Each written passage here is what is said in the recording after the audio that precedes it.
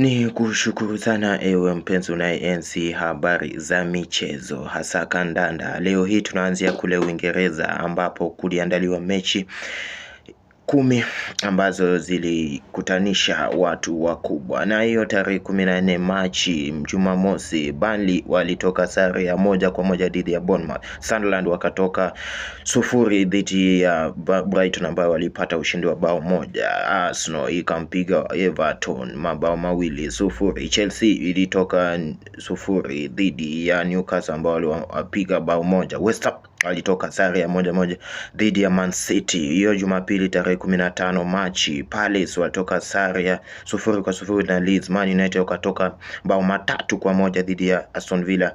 Forest watoka 0-0 dhidi ya Fulham. Liverpool watoka 1-1 dhidi ya Spurs. Leo hii kutaandaliwa mechi moja ya Premier Uingereza ambayo saa 5 usiku. Brentford ambao wanajiita wananyuki watamkaribisha Wolves ambao wanajiita mbweha wa msituni.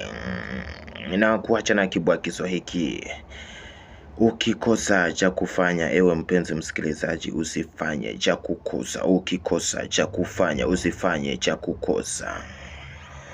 Naamini ipo siku matarajio yetu ambayo tunamwomba Mola wetu yatakuja kutimia, na yawe mema yasiwe mabaya. Riziki yetu ipo mikononi mwa Allah. Ni hayo tu kwa sasa.